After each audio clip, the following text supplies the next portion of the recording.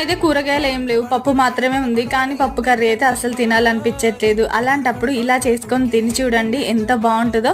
కూరగాయలు ఉన్నప్పుడు కూడా మళ్ళీ మళ్ళీ ఇదే చేసుకొని తింటారు, అంత టేస్టీ. చేయడం కూడా చాలా సింపుల్. ముందుగా నేనైతే ఒక కప్పు పెసరపప్పు తీసుకొని మంచిగా ఇలా కలర్ వచ్చేదాకా ఫ్రై చేసుకొని, అదే కప్పుతో ఒక కప్పు బియ్యాన్ని తీసుకొని ఇలా మంచిగా శుభ్రంగా కడిగానండి. ఆ తర్వాత ఒక కుక్కర్లోకి 4 కప్పులు వాటర్ తీసుకొని మనం కడిగి పెట్టుకున్న పప్పు బియ్యాన్ని వేసుకొని 2 స్పూన్ల ఉప్పు వేసుకొని ఒక 4 విజిల్స్ వచ్చేదాకా మీడియం ఫ్లేమ్లో ఉడికించుకోవాలండి. ఆ తర్వాత చూస్తే ఇలా మంచిగా పప్పు అయితే, బియ్యం పప్పు మంచిగా మనకి ఉడికిపోయి ఉంటుంది. అప్పుడు అయితే పెట్టుకుందాం. తాలింపు అయితే నేను 2 టీ స్పూన్ల నెయ్యి, 2 టీ స్పూన్ల నూనె వేసి దాంట్లోనే కొద్దిగా జీలకర్ర, ఆవాలు, కొద్దిగా పచ్చిమిర్చి, అలాగే పల్లీలు, కొద్దిగా అల్లం ముక్కలు, కరివేపాకు, 4-5 ఎండుమిర్చి వేసి మంచిగా ఫ్రై అయ్యాక ఫ్రై చేసుకొని ఇంకైతే మనం ఉడికించి పెట్టుకున్న పొంగల్లో వేసుకుంటే మాత్రం టేస్ట్ అయితే అద్భుతంగా ఉంటుందండి. పల్లీ చట్నీ కాంబినేషన్ చాలా బాగుంటుంది. మీలో ఎంతమందికి ఈ రెసిపీ తెలుసో కామెంట్